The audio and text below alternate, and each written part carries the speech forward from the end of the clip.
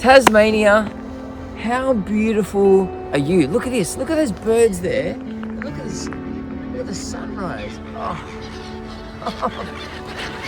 What? How is that happening right now? See, moments like that have been happening the whole trip. Wow. You know, they say you need to get present, right? But you go to a place like this and it makes it so much easier because there's all these things that just keep bringing you back down to ground, and there's just so much beauty here. And it was an incredible way to finish off the strip down. My lips are so cold. It was such an incredible way to end the strip down amped up tour. Amazing experiences, but we worked for it at the start. Remember how we got lumped with a $680 excess baggage fee going to Perth? Well, we got lumped with that same fee when we got to the airport to come here to Tasmania. The lady spent half an hour relentlessly weighing our bags that were already weighed from the previous flight, and apparently we were over. She prints out the baggage tags, and I'm like, you've got one too many. She weighed one bag twice.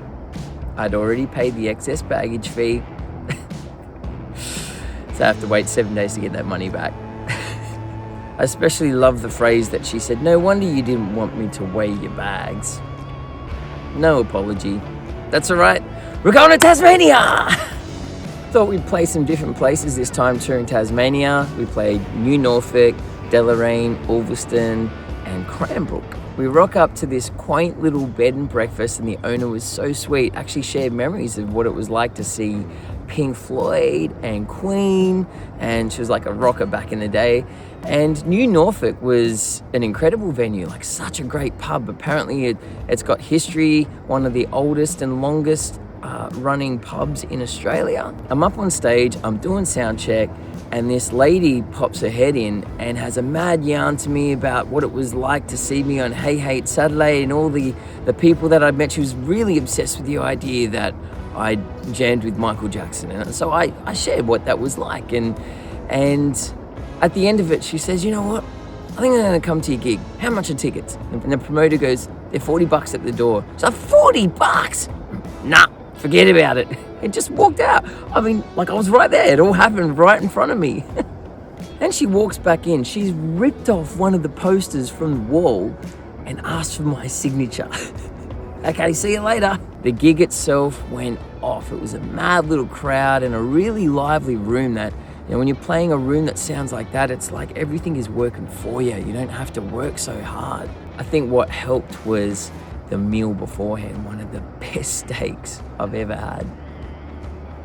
I mean, I couldn't stop moaning in between the chews. We get to a cool little theatre in Deloraine, have some grub at the local pub around the corner, and my songs start playing on their sound system. I look around and I realise that a lot of the patrons are probably having their pre-show feed in this very room. I find it awkward hearing my song in public, particularly if people know it's my song and they know I'm in the room. And it's almost, I know this sounds a little weird, but it's almost like I'm watching other people watch me have sex. It's just awkward. Deloraine, another cracker gig.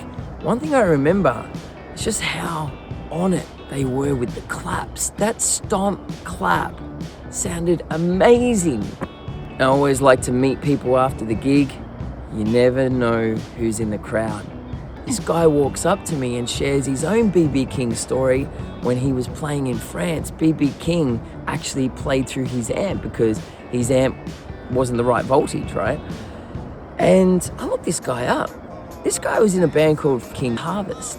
That was the band that did Dancing in the Moonlight. And I just love that he didn't mention that. I mean, I would have loved to have known, but it's just like he just shared a story and then walked off into the shadows like a wizard.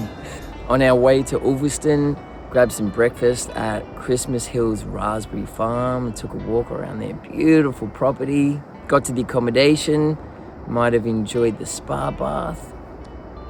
When I rocked up to Olveston, I remembered that I played it last time, but I was in a very different headspace because that was a time when I was really trying to let go of the past and just be present to create new experiences, to get beyond the fears that were paralyzing me. And so looking at that same view, it was just a reminder of how things change. Because on this trip, I felt nothing but love and peace and excitement. The next day we drive to Cranbrook, probably through about 2 or 3 different seasons. We wake up and it's beautiful skies, and then we take this big long drive, and then it gets all dark and gothic and cloudy, and then rainy, and then sunny again, and then we get to the final gig, which is at Craigie No Vineyard. Normally Smack films me setting up for the recap, and I can't find her. The only time I ever get worried as to whether Smack's gonna do her job, doggies. I've never met somebody who loves dogs so much. You know, I'm looking around and I'm thinking, last gig of the tour, and it's at a vineyard with some beautiful wines, might get a little fun. When I was up on stage, it hit me that not only is it the last gig of the tour, it's the last music gig that I'll have for a while, because I'll be moving in the space of the Growing Pains storytelling theatre show, and whilst there is music involved in that, it's a completely different show.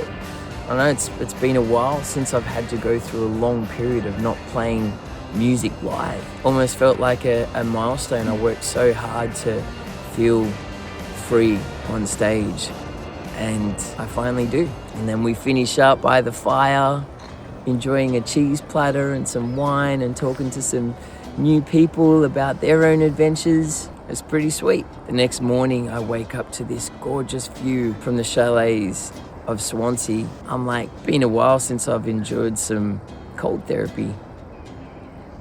It was cold. That's enough. And then we decided to take a few days off at a mate's holiday house in Bridport. Kicked it off with another awesome berry breakfast at Kate's Berry Farm just outside of Swansea, and enjoyed this amazing drive through the mountains. I mean, Tasmania is so picturesque. You've just got no choice but to exhale. I love it.